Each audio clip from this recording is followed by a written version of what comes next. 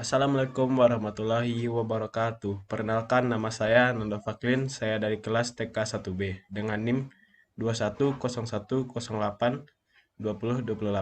Pada kesempatan kali ini saya akan menjelaskan tentang deadlock. Secara umum, deadlock adalah no responding ketika kita memakai PC kita dengan detail yang ada di layar saya.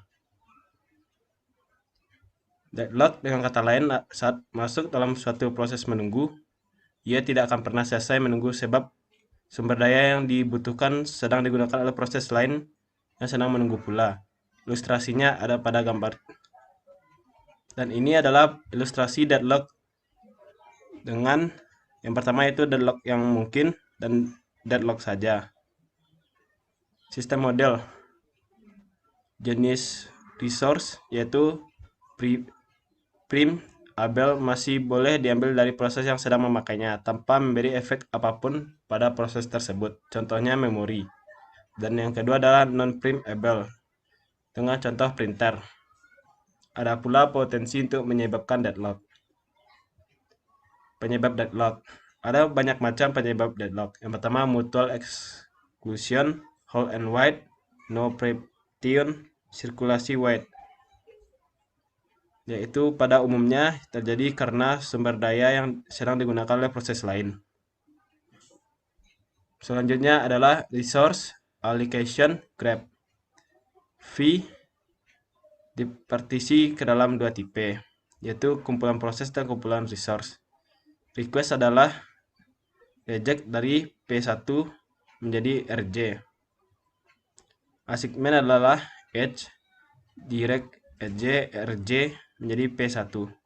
Proses allocation graph yaitu proses dilambangkan dengan bulat, resource TP with 4 insect digambarkan dengan 4 dan ada kotak 4 kecil. Dan PI request instead of RJ itu P1 yaitu PI dalam lingkaran dan RJ sebagai kotak dengan 4 kotak kecil. Dan jika terjadi P1 menahan RJ akan seperti gambar berikut.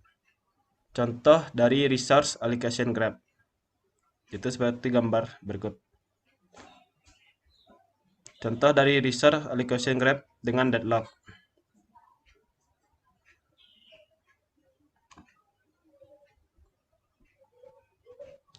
Graph dengan circle tetapi tidak deadlock.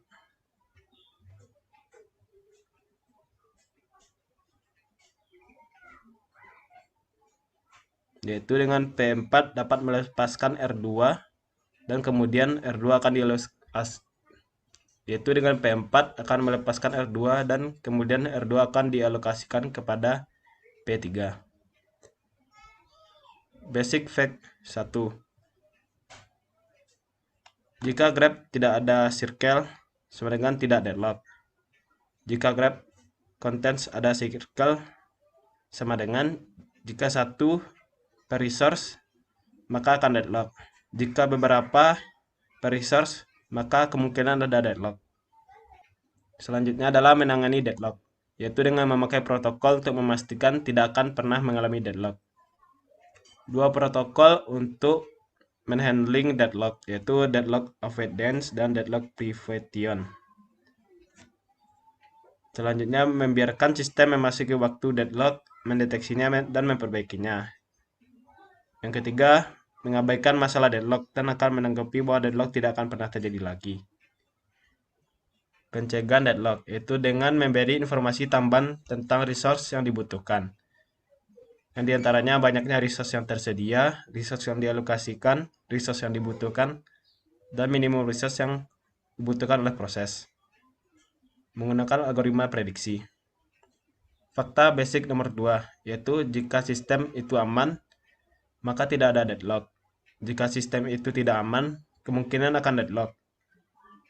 Avoidance, kemungkinan sistem tidak akan pernah aman. Safe state, yaitu saat sistem meminta izin untuk mengambil sumber daya, sistem operasi harus memastikan bahwa ia dalam kondisi aman. Sistem dalam kondisi aman jika seluruh sistem dapat menjalankan tanpa terancam kekurangan sumber daya dan atau deadlock. Ilustrasinya ada pada gambar berikut. Kemudian deadlock avoidance algorithms. Yang detailnya bisa teman-teman lihat pada PDF berikut. Kemudian resource allocation graph same. Itu bisa teman-teman lihat pada PDF saya. Dan ini adalah ilustrasi dari resource allocation graph.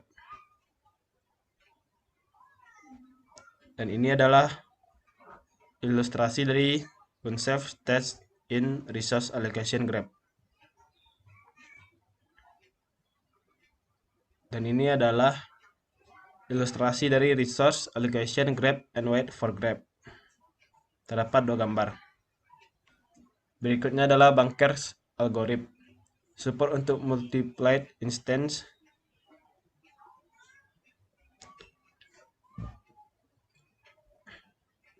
Data restructure for the Banker's algorithm, yaitu available, max, location, and need.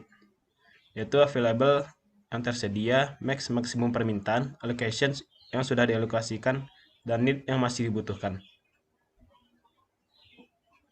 Safety algorithm, yaitu yang pertama yaitu let work and finish, find and shock work, and if finish.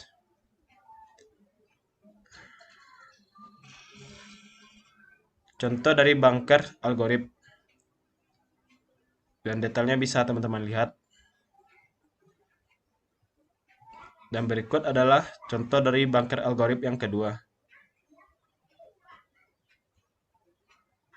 Dan cara perhitungannya agar aman yaitu seperti berikut.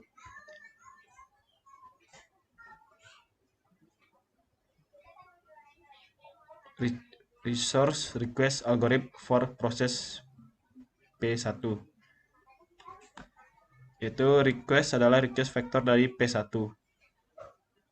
Dan kemungkinannya ada seperti di bawah. Berikut adalah cara perhitungannya.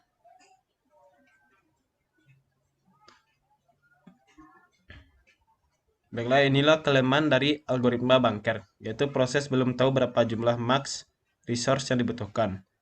Jumlah proses tidak tetap setiap saat. Beberapa resource dapat diambil dari sistem sewaktu-waktu. Algoritma mengingatkan untuk memberikan semua permintaan sehingga waktu tak terbatas. Berikutnya adalah mengatasi deadlock atau deadlock prevention. Itu dengan mutual exclusion, hold and wait, no preemptive, circular wait. Berikutnya membiarkan deadlock dan mendeteksinya, yaitu yang pertama apakah dia sharing deadlock dan berapa banyak proses yang akan menjadi kembali. Berikutnya adalah recovery from deadlock. Berikutnya adalah recovery from deadlock. Menggagalkan semua proses yang deadlock, membackup dan merestart semua proses yang deadlock, menggagalkan semua proses yang deadlock secara berturut-turut sampai tidak ada yang deadlock. Dan yang terakhir, mengalokasikan resource secara berturut sampai tidak ada deadlock. Berikutnya adalah recovery from deadlock, process termination, yaitu kriteria mematikan program. Setelah dimatikan, resource perlu dikembalikan. Data pada program yang dimatikan juga harus di rollback. Berikutnya adalah mengabaikan deadlock, yaitu mengabaikan dan menganggap tidak pernah terjadinya deadlock atau algoritma overreach. Secara detailnya adalah algoritma disodorkan oleh sistem operasi unik meskipun memerlukan biaya yang cukup besar untuk mengatasi sebuah deadlock. Sekian presentasi dari saya, Nando Faklin, dengan nomor BP 2101082028. Assalamualaikum warahmatullahi wabarakatuh.